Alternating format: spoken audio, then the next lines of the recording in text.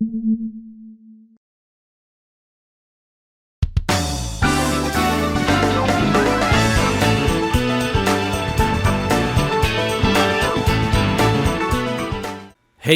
everybody, what's going on? Your host LovelyCheesePizza here, and welcome back to Let's Play some more Gran Turismo 3, the Ultimate Driving Simulator, where we're doing the 5th challenge, and we decided to take the good old XR rally car out for a spin, even though it would appear that we've actually done that before, and I totally don't remember when it was that we drove this car last. I really can't recall, unless all of those miles came at a, well, no, this is the first race in this thing, so I truthfully don't know. There had to have been some other point that we decided to use that car, and I don't remember when it was, so that's basically just what that is. But, well, yeah, we're moving along in the FF challenge, and we're gonna hopefully get some more nice little chump change and a free car out of the end of it, and hopefully get our win percentage up to 86%, because it's just like taunting me now. Like every time I get done with one of these challenges, it's like, dude, that had to be the one that gets me there. It's gotta be the one. And yet the game's just like, ha ha ha ha! Oh, you thought incorrectly, my son. We are still very, very far away from that moment. And so I'm hoping that this will be, when it finally happens for us. And the fact that these cars are hanging in there is kind of bugging me. But again, it's the rubber banding effect. It's fine. I'm not really going to worry about it. So, since we're driving in a rally car right now, let me bring this up really quick. This is actually kind of a cool little thing that I came across yesterday. So at work, I've been kind of getting back into doing like little competition type things on the highscore.com website, where you just kind of you play games from various systems and you try to get, the highest score that you can on one credit without using continues, and then when the game's over, you do like you either take a screenshot of your TV, with your console, in the frame, or if you're doing, emulation from not being able to have the console, you just do like a screenshot of your computer with like the emulator window open and, verifying that you got this score and that whole deal. And, you go about your way. And so I've been kind of diving into playing a bunch of, like, much older systems, ones that had come out before even I was really aware of it. Because, like, the first system that I played was the, the regular NES. But obviously there were a ton of systems that came out well before that. And yesterday while I was at work, there were definitely some parts of the day that were going by pretty slow. And so I was like, well, you know what?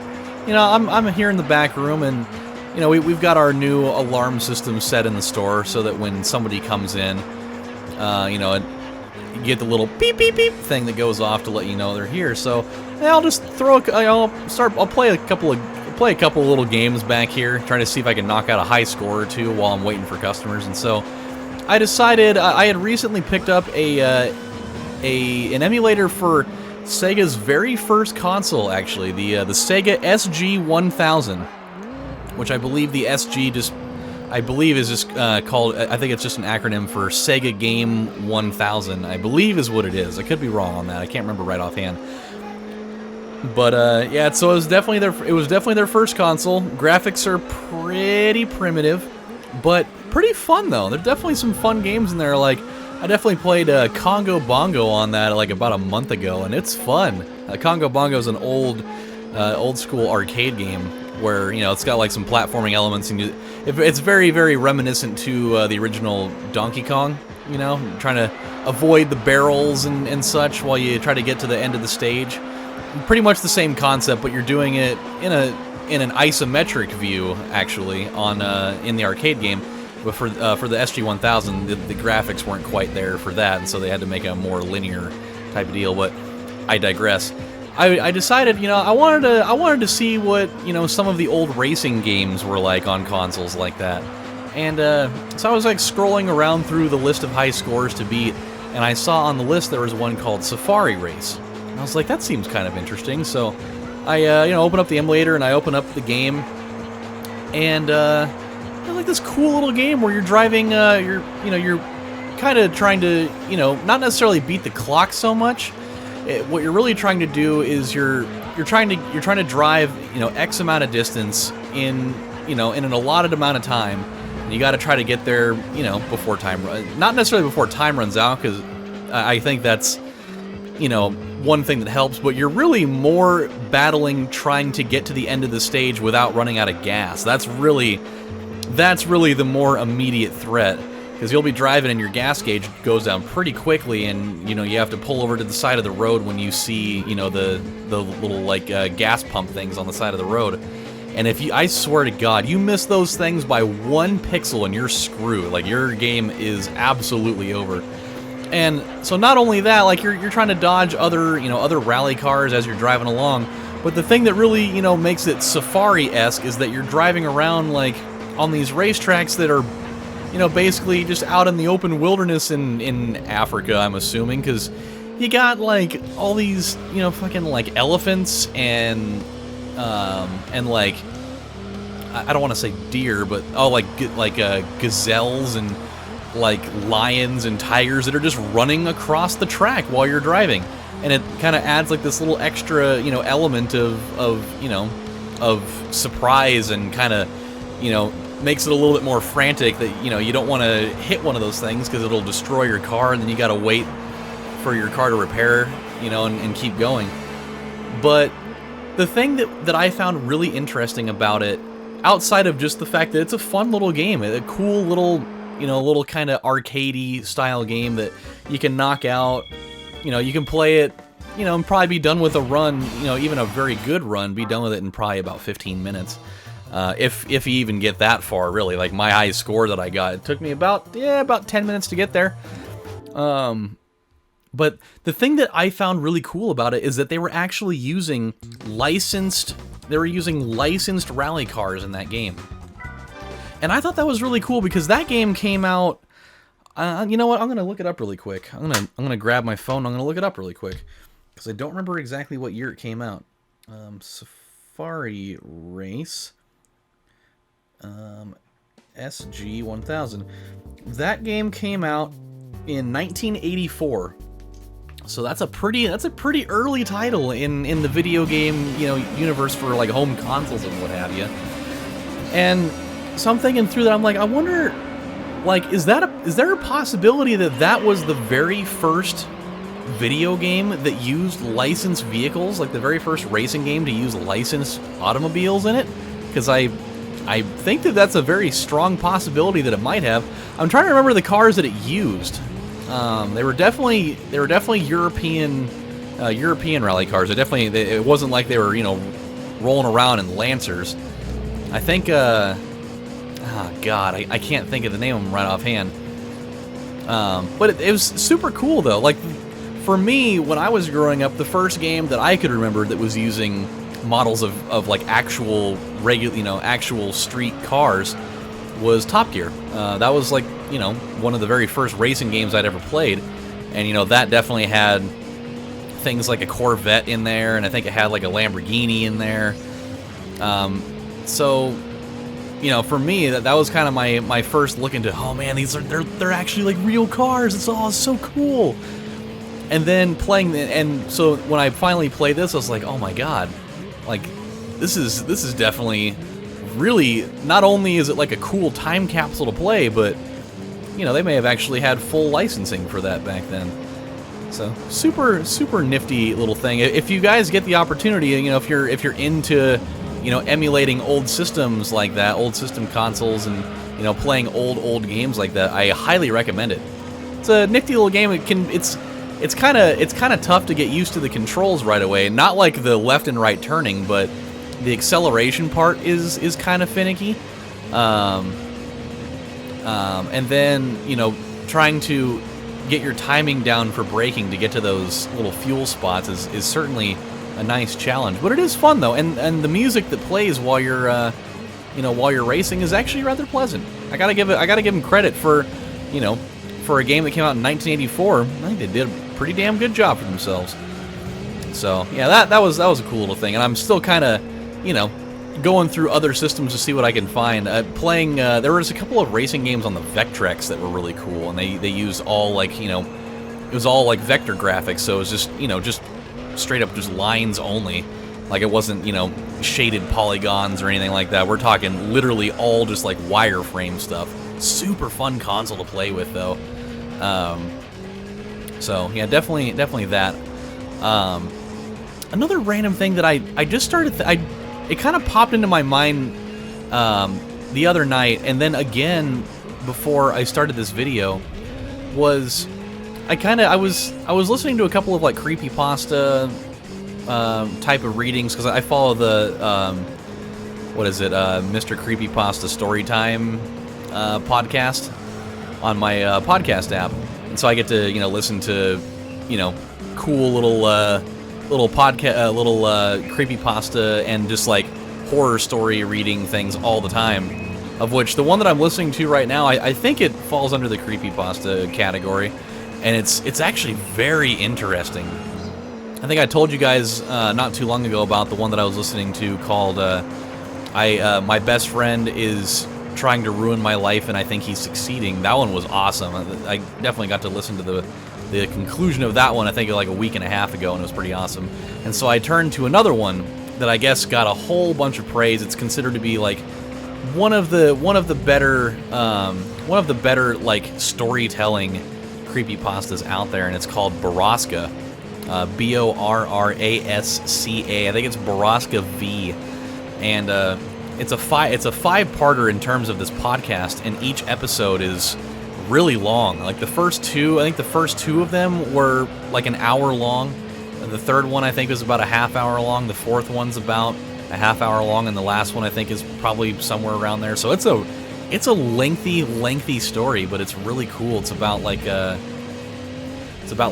drugs and trying to, you know, bring down like a crime syndicate essentially, in like a small town in kind of like Midwestern America. It's actually rather intriguing little thing, and I'm kind of midway through it right now, and just the way that the guy narrates the story, and the way that just like his voice and the way that he just, you know, excellently, you know, tells the story, and like the sound effects that they use, and kind of just like the ominous music that they inject into it is super awesome.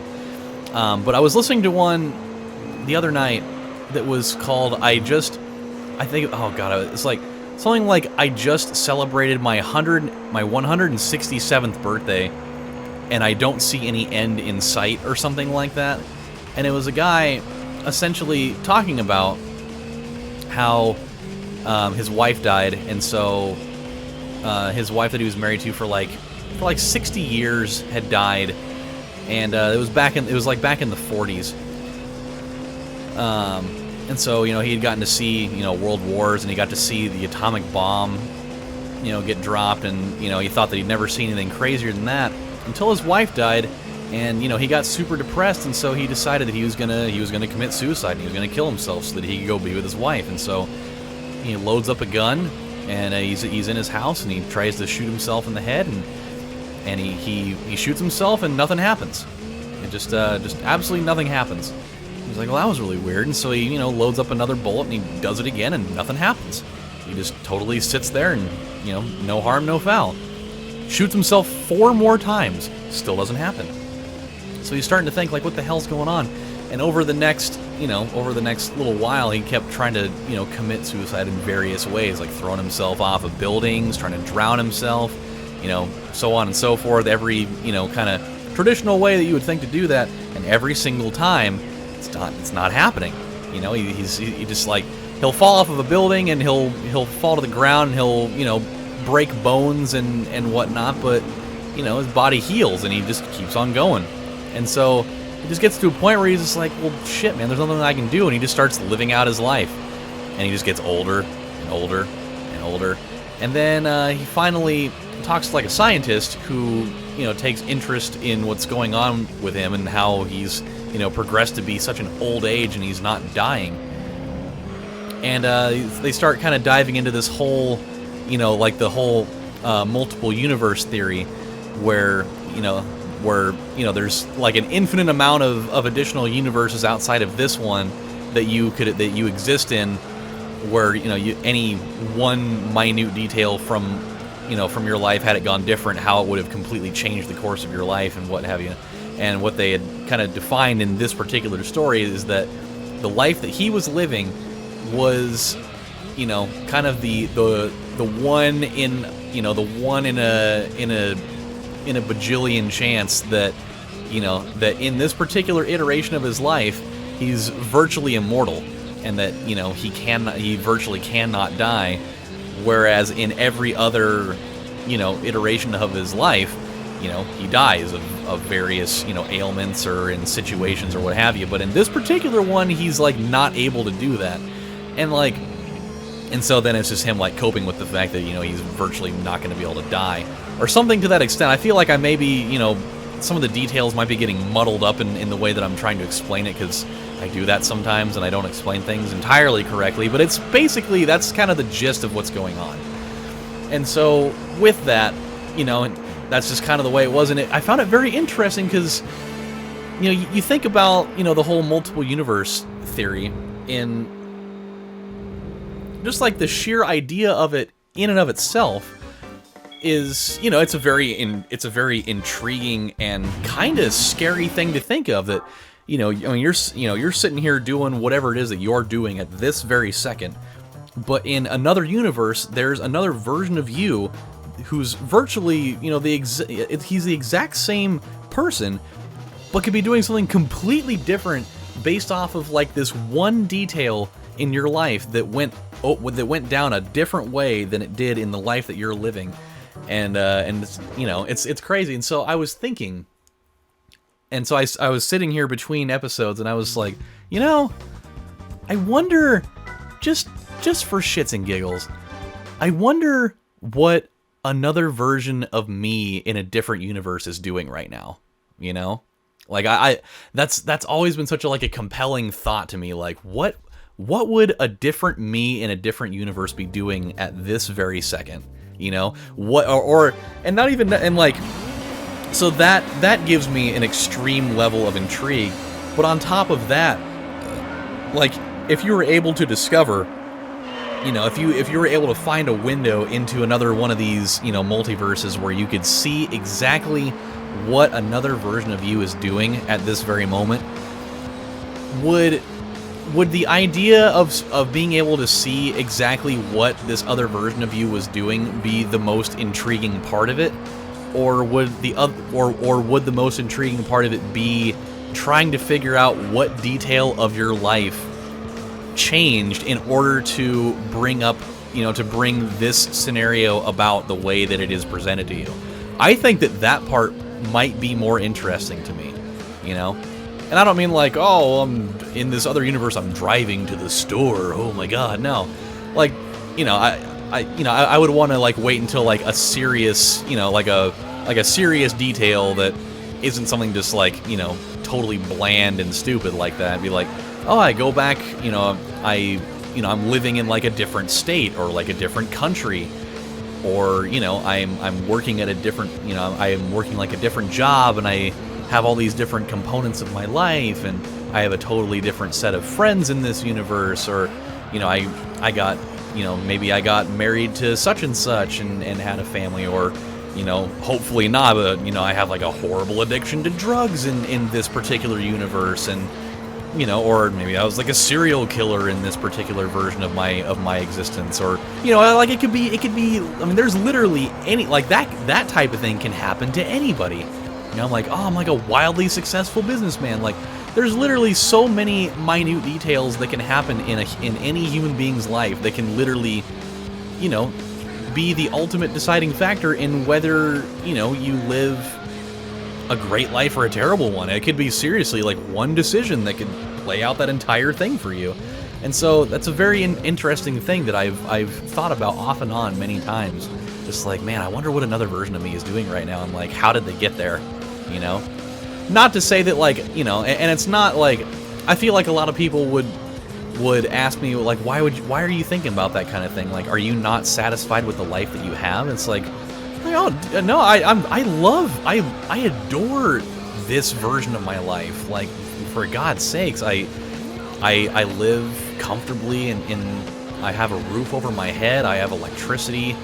You know, I have food in my kitchen. You know, I've got a wonderful family. I have wonderful parents. I have great friends. I have the most wonderful, beautiful fiance and you know, 2 amazing stepchildren, you know, once we actually get married, that, you know, they'll have in my life. And you know, I have virtually everything that I could ever want. I mean, there's other things that I could certainly strive to want to achieve in this version of my life, but by no means whatsoever do I wish that I had a different life, not at all.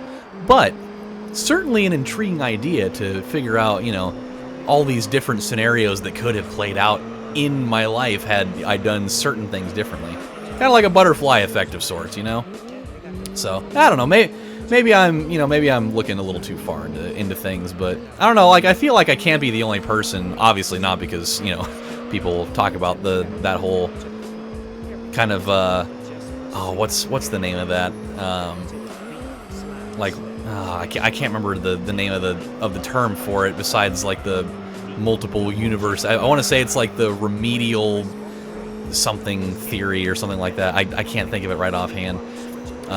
There was like an episode of Community where they did that sort of thing, where there were like 6 different realities playing out, and there was like one detail that was different in each one of these scenarios playing out for each character, and it turned into like these wildly different experiences. That were like coming from like a seemingly, you know, totally simple place, and just turned into this wild, you know, compilation of just insane hilarity ensuing. That show is brilliantly written. It's fantastic. I actually kind of want to go back and watch it all again, because I don't feel like I necessarily, you know, got into it the way that I really wanted to the first time around. Because I think that I was just expecting it to be kind of just like, it was kind of like a cool, funny show, you know, kind of a little bit intellectual at times, but I think if I actually like sat down and really paid full attention to more components about the way it was written, I think I'd get a lot more invested in it than I did the first time around. So I think I might have to check that out after I'm done with, you know, the other 79 shows that I need to catch up on. Oh boy. Oh yeah, here we go. Here we go. Really got to get through this thing. I really like the way this car handles, and it's actually very interesting. I guess I should have known that this race was gonna, like, these races were gonna be a little bit closer, like ones that I should totally still win pretty comfortably, but not like, you know, by 5, 6, 7, 8, 9, 10 seconds. This is just gonna be one that I'd probably, you know, win them by a couple, just because I've only got about 350 horsepower in here. That's definitely not gonna be a monster upgrade over the competition, but just enough that it'll get me the W. Like, I almost feel like a pace car for their race, you know? Like, it's actually just like a 5-man race, and I'm just the car that, you know, they're not allowed to pass. Which I think actually, speaking of that, actually, for a pace car, I think that's actually a challenge. Somebody was talking, one of my viewers was talking to me about Gran Turismo 4 earlier this evening.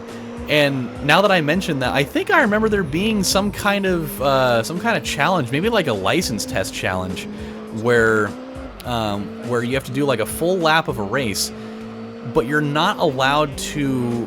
I think there's like a pace car in there that you have to follow around, and you're not allowed to like make contact with the car or pass it, otherwise you automatically fail. I really hope that I'm not having like a Mandela effect where I'm like remembering it a certain way, and then, you know, come to find out that it totally wasn't like that at all, and I just like created like a false memory in my head.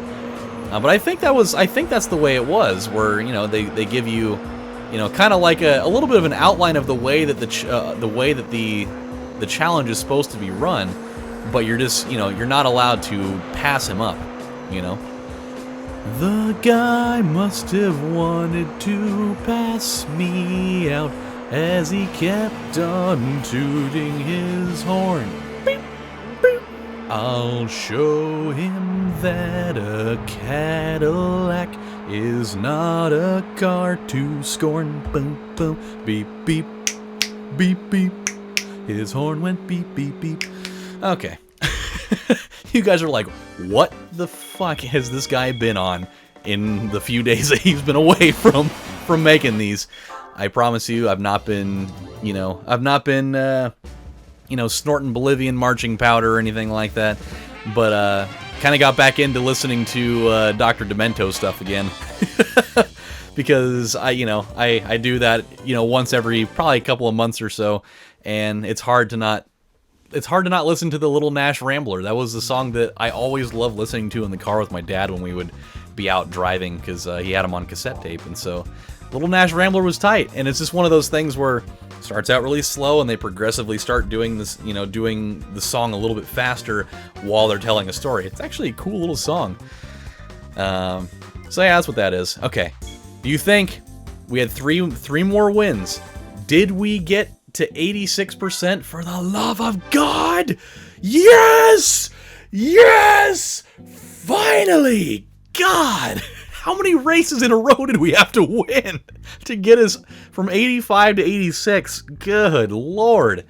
We have done it. I am going to save the game. Time to play the game. My voice is a little strained. I've been filming a number of things in bulk lately. Like I just did a 4-episode little binge with Lige last night, and it's kind of hard on the voice. I'm not used to doing that.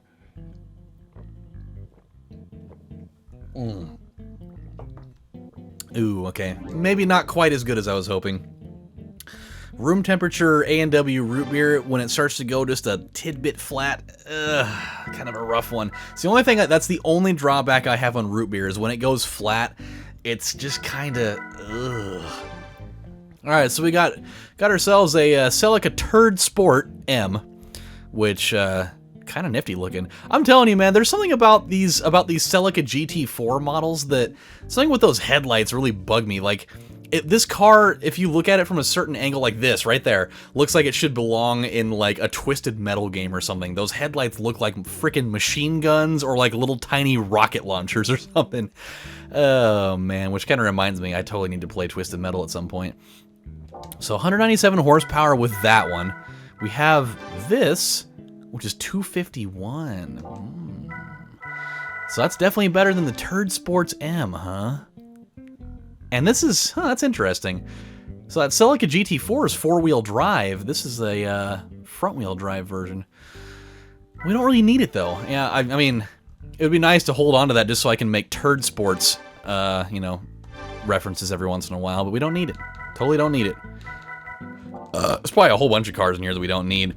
So, my friends, we're going to call it good right here. We are finally above the 85% threshold. I feel just a little bit better about myself now. So, the way I see it is when we come back on the next installment of Let's Play Gran Turismo 3, the ultimate simulating of the driving action of the world, we do have the WD-40 challenge here. And so we will do that, I believe. It sounds like something that could prove to be a little bit fun, even though the Grand Valley Speedway will literally take up almost an entire episode on its own. So, yeah, we'll check it out, my friends. So this is your host, LovelyCheesePizza, saying thank you guys for watching, and I will catch you next time. Take care, everybody, and all of the other versions of you throughout the multiverse. See you guys later. Bye.